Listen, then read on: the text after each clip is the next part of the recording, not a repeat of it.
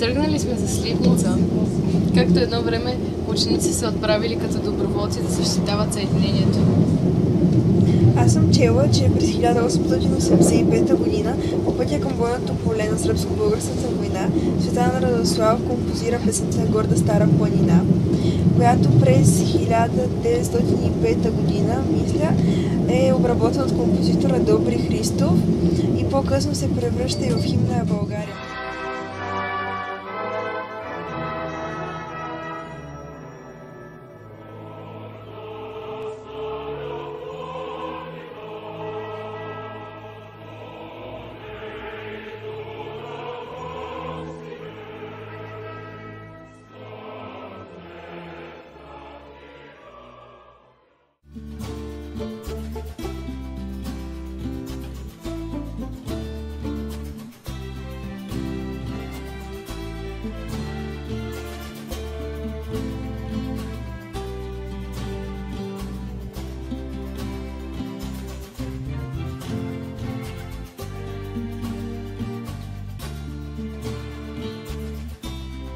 Това е паметникът на рицарят на сръбско-българските война. На 7 ноември около 9 часа Маринов на кон, изведена сабя в ръка, повежда полка си в атака под звуците на Шуми и Марица. Тежко ранен е при атаката на Мека Црев. Сливнишкият лазарет е посетен от княз Александър I, който сваля от китела си своя кръст с храброст и го слага на гърдите на скорошния си адютант. На 14 декември, при завръщането на княз Александър с храбрата си войска, Маринов гледа от балкона на двореца неописуемата радост и сълзите на щастие на жителите на столицата.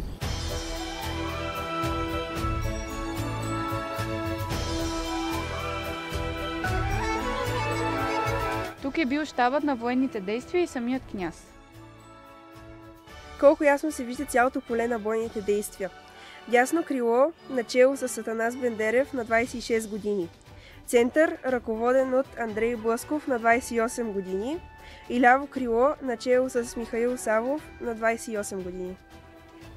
Затова тази битка е битка на капитаните срещу генералите. Възрастта на българските капитани е между 24 и 29 години. Да, тук са 3 уши, 3 крила и 3 денонощни бойни действия. 5 стари влака докарват войниците от южната граница до Гаро Белово и оттам 135 км марш-маньовър на българската армия до Сливница. Този поход е наречен походът на бързите музе.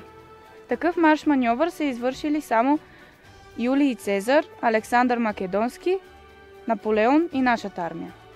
Тук през цялото време е бил княз Александър. Критичен за нас момент, той се пуска да вдъхне кураж на войниците.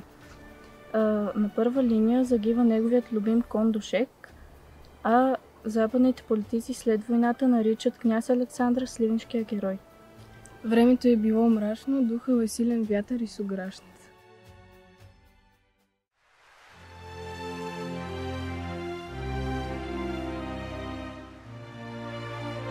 Това е паметник, построен на мястото на редута на 7-ми Преславски полк от битката при Сливница през 1885 година.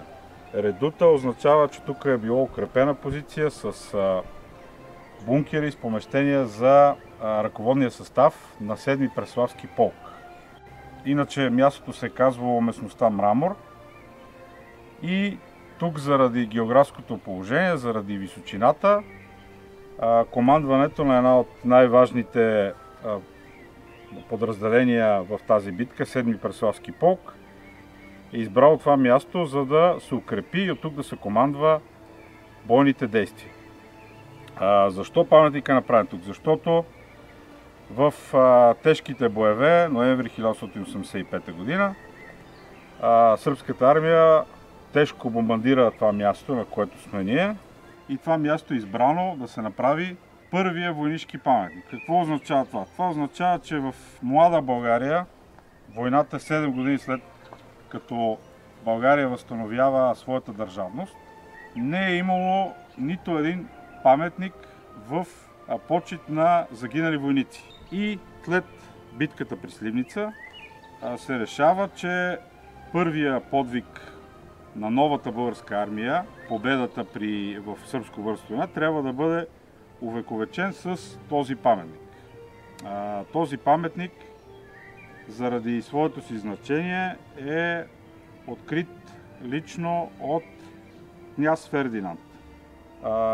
Били са въоръжени с тази пушка и с още други, разбира се, но едно от въоръжението е било точно тази пушка. Това е така наречената пушка Крънка. Доста старо оръжие, както може да се види тук. Пушката е произведена 1867 година. Това е почти 20 години преди тази война. Това означава, че българската армия е въоръжена с старо оръжие, с голяма цев, с сравнително бавно зареждане, а от другата страна сръбската армия е въоръжена с нови модерни маузери, пушки, произведени вече в Сърбия, които доста по-точно и по-далеч стрелят.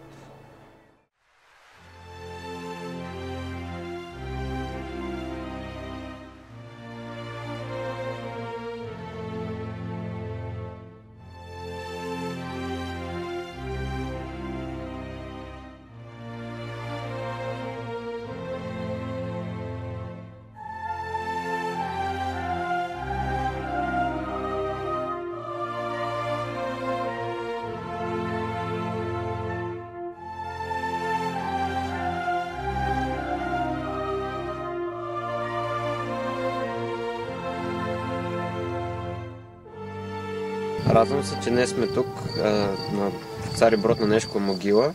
Чел съм, че през далечната 1887 година българите построяват общ паметник тук на загиналите български и сръбски войници в сръбско-българската война.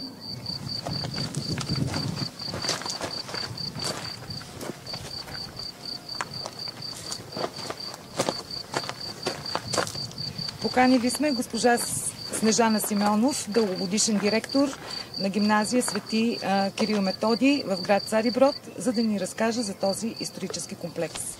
Паметникът Костница, Нешков връх на Цариброд е монумент в памет на загиналите 49 сръбски и 58 български войни в сръбско-българската братоубийствена война.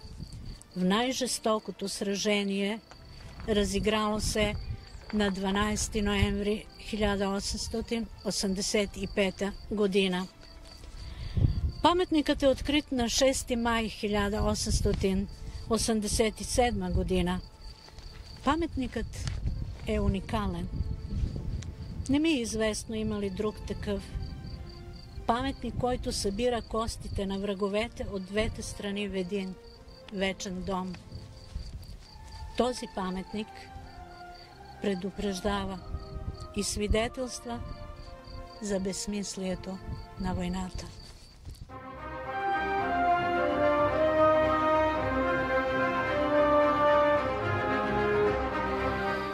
Колко е величествен!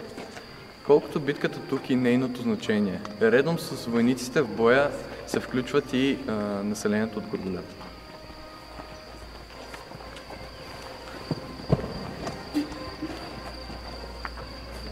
Капитан Христо Попов е имал задачата да спре настъплението на моравските дивизии, които трябвало да обърнат гръб на следническите позиции.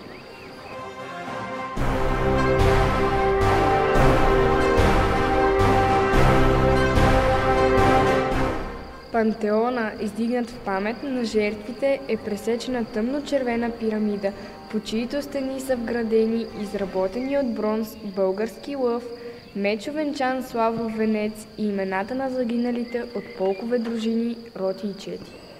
В центъра е издигната статуя на жена, символизираща майка България, скърбяща за загиналите и чеда. Пантеона е с площ 700 квадратни метра и висок 20 метра. Изграден е от проект на народния архитект Георги Стоилов, а автор на скулптурата е професор Борис Гонтов.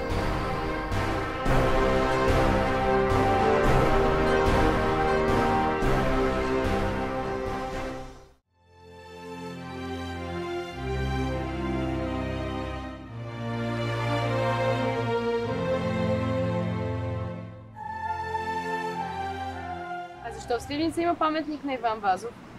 Защото воден от силно чувство за патриотизъм, той създава стихосбирката Сливница, издадена през 1886 година.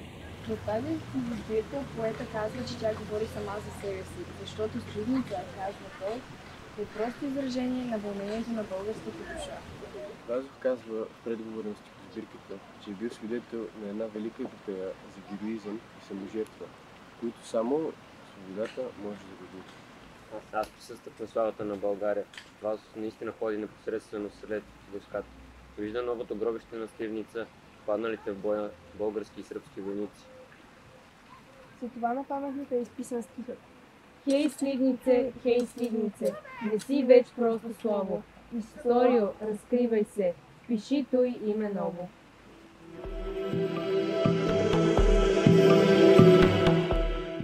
Намираме се в стариния храм Свети Кирил Методий в град Сливница. Тук са се раздавали пушки на местното население. Даже както се знае от предания от местни хора, са се радвали като малки деца и са ги целували оръжието, когато са им ги раздавали. Основна роля изиграва от местните кметът Янко Нешев, който осигурява необходимия обоз и боеприпаси, които да бъдат доставени на бойното поле. Особена заслуга по време на сръбско-българската война от местните е един човек на име Михалко Кенин, който изнася на гърба си едно тежко оръдие на върха на една височина. Има други също проявили се местни жители, единия от които Апостол Попов се казва, който е бил ранен в гърдите и до края на живота си е носил куршума там. През 1930 година, пак в двора на храма, е изграден паметника Костница, където са поставени да се упокоят костите на загиналите 196 военнослужащи, които са участници в сръбско-българската и в последващите войни.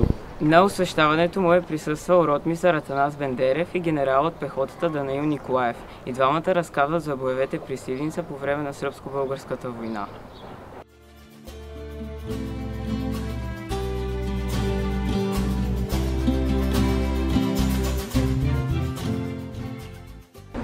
Приятели, благодарим ви за чудесната разходка по стъпките на героите от сръбско-българската война. Научихме много, а и създадохме чудесни приятелства. Довиждане и до нови срещи. Толкова яко аз.